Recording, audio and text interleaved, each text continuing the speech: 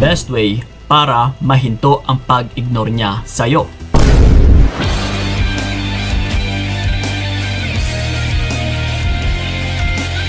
Yon, what's up? Kamusta mga utol, and then welcome sa video na ito. Andito na naman tayo, usapang pag-ibig na naman. By the way maraming salamat pala sa mga patuloy na nanonood dyan. Yung iba nga kahit wala ng relasyon, or wala ng karelasyon, or wala ng partner, ay patuloy pa rin na sumusuporta. Maraming salamat talaga. And then sa mga nakakausap ko rin, no? Maraming salamat din sa tiwala ninyo. Yes, and then sa mga gusto pa akong makausap, puntahan nyo lang po yung aking FB page na Payong Kaibigan ni Kiko. Yun, PM is laki lang. And then, mag-usap-usap tayo. So, ito na nga, sa topic pa lang natin na para maihinto yung pag-ignore ng partner mo sa'yo. So, kung meron ka man sa ngayon na situation na parang ini-ignore ka na ng partner mo, parang binabaliwala ka niya, yes, which is yung video na ito ay parang para talaga sa'yo. So, ngayon, bakit ka nga ba ine-ignore ng partner mo? Well, unang sa lahat, syempre kailangan mo rin munang alamin. No? Hanggat maaari ay pwede mo siyang lapitan, pwede mo siyang puntahan, na kung pwede lang din is mag-usap kayo ng masinsinan. No? Mag-usap kayo ng maigi, na babe, ano ba yung problema? Bakit parang bihira ka na lang ngayon na nagre-responsa, bihira mo na lang ako kinakausap. Ano ba yung problema? May nagawa ba akong mali? Yes. So, una nga sa lahat, syempre, kailangan talaga nating idaan din sa mabuting usapan. No? Kung baga pa is, wag muna tayo magpadalos-dalos or wag muna tayong tamang hinala na kung ano-ano na lang kaagad na pumapasok sa ating isipan. So, kailangan nating dumaan muna sa proseso na ito para hindi ka rin magbibigyan ng konsensya.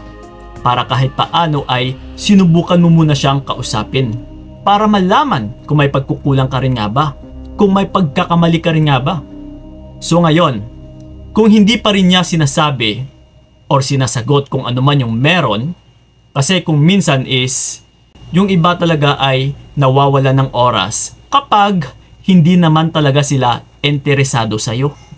Yes. So kung minsan yung maririnig mo sa kanila is pagdadahilan na nga lang or pagdadahilan na lang naman. Na halimbawa na lang sobrang busy sila, pasensya na, busy lang talaga. Pero yun na nga, yung katotohanan ay hindi talaga yan interesado sa'yo. Oh. No, maaari na nakuha niya na yung gusto niya sa'yo. Maaari na sa una lang siya na-excite para matikman ka, para makilala ka. But eventually, hindi rin naman ikaw pala yung tipo na babae or partner na gustong-gusto niya. So that's why, dinadaan ka sa pambabaliwala. Ine-ignore ka. Dahil kung minsan utol no, yung pag-e-ignore ay transition din po ito ng taong gusto nang kumalas. Kumbaga pa dinadahan-dahan ka para ikaw na ito yung makapag-conclude. No na, uy, teka lang, parang wala na to Parang nawawala na siya ng gana sa akin. Yes? So that's why, kailangan mo rin talagang tignan or pagmasdan. No, kasi isa nga ito sa gawain ng isang tao na yung tipong umaayaw na rin. Okay, so ngayon Kuya Kiko, what if ganun na nga yung situation ko? No, so una nga sa lahat is halimbawa kung nakausap mo na rin siya pero patuloy pa din na wala siyang panahon sa'yo, wala siyang oras, or parang hindi ka na niya pina-priority, is ito po ang gagawin natin. Una nga sa lahat utol ay wala kang ibang gagawin kundi mag-mirroring method. Okay? Sino yung may idea na dyan, no, about sa mirroring method? Kumbaga pa, maging reflection tayo or gayahin natin kung ano yung pinapakita niya. Na kung ine-ignore ka niya is, kailangan mo rin muna siyang e-ignore. Huwag mo rin siya munang kulitin. Huwag ka munang panay papansin sa kanya. Huwag mong panay kunin yung atensyon niya. Yung palagi kang nangungulit, na nagbubulag-bulagan ka, na kahit ine-ignore ka na ng partner mo is, nandyan ka pa din, message ka pa rin ng message na parang wala lang. No, kailangan mong imulat yung sarili mo sa katotohanan at saka kailangan mo ring iparamdam sa kanya no, na hindi mo nagugustuhan yung pinapakita niya. Kailangan mong ipakita na naaalarma ka rin na hindi ka talaga bulag. Na kung ine-ignore ka niya, kailangan is ipakita mo rin sa kanya no, na naaapektuhan ka. Na alam mo na there is something wrong talaga sa relationship ninyo. Sa pamamagitan na kailangan mo rin siyang i-ignore. Kasi once na in-ignore mo siya, utol, dito po mag-uumpisa or magsisimula na magtataka din yung partner mo.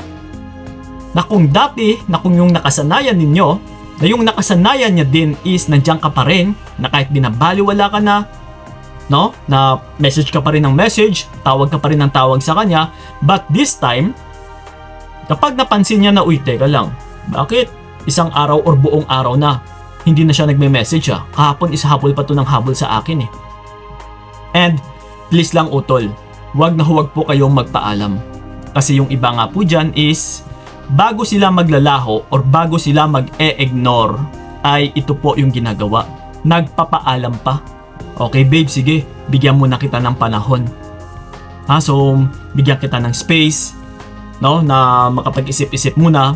Huwag ka mag-alala. Kung maayos mo man yung sarili mo is, nandito lang naman ako naghihintay sa'yo. Palagi mong tandaan ha, mahal na mahal kita. Oh no! Po. May mga ganito pa talaga. So ngayon, kung magpapaalam ka, wala kang maibang maibibigay sa partner mo, kundi kampante. Na uy, okay to ah. Ibig sabihin, pwede pala muna akong mag-happy-happy. Pwede pala ako muna nga mag-entertain sa iba't ibang babae. Kasi yung babae na ito, naghihintay lang naman sa akin eh. So ngayon, magpapaka-happy muna ako, mag-enjoy muna ako. So, mas lalo kang mababaliwala. Kasi binigyan mo siya ng validation na nandiyan ka lang, naghihintay. Compare sa wala kang sinabi sa kanya. Na kung ikaw nga, in-ignore niya ng walang dahilan, ng walang explanations, na yung sinabi niya lang is busy siya, so ganun din ang gagawin mo. No? Umatras ka or mag-step back ka muna, ignore mo muna siya nang wala ring pasabi, nang walang explanation. No, kasi ito mga utol, no, compare natin sa nagpaalam ka versus sa hindi. So paano ngayon magtataka yung partner mo, no, na ikaw mismo is umaalarma na kung nagpaalam ka pa, versus sa kung hindi ka nagpaalam ay talagang magtataka siya na, uy, teka lang, ano kaya yung meron? Parang natiktikan niya na, parang alam niya na rin siguro, or parang ayaw niya rin siguro sa isang tao na umaayaw sa kanya. Yes, na which is, ito talaga yung pinapahiwatig natin dito. Na kailangan nating ipakita sa kanya na ikaw klase mismo na babae ay ayaw mo rin sa isang lalaki na hindi siya pinapansin or ine-ignore.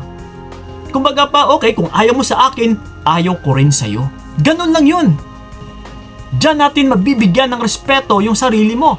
Diyan mo mabibigyan ng dangal yung sarili mo, utol. Na kung ano ka klaseng babae, na kung ano ka klaseng tao, kung okay lang ba sa'yo naggaganituhin. So kung alam mo sa sarili mo, no, na hindi ka pwedeng gaganituhin lang, na Kuya Kiko, nako syempre, hindi pwedeng gaganituhin lang ako ng partner ko. So then, kailangan mong umatras, kailangan mong umalma. Alam mo na nga binabaliwala ka eh, then baliwalain mo din siya. Kasi yun na nga, yun po ang pinapahiwatig natin dito. Ayaw ko rin sa kagaya mo kung ayaw mo rin sa akin. Ganun lang. Ha? So step back ka muna, utol. Hayaan mo muna siya na makapag-isip-isip.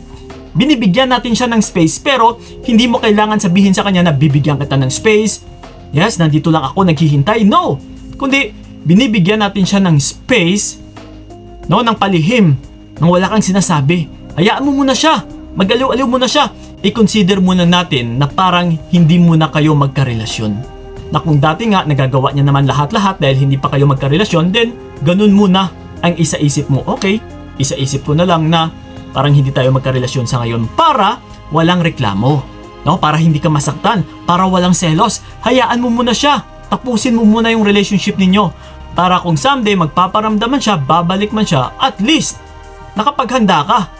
No, na naka-move on ka na kasi nilet go mo muna siya eh. Nag-step back ka muna eh. Compare sa naghihintay ka lang, utol, mas lalo kang masasaktan.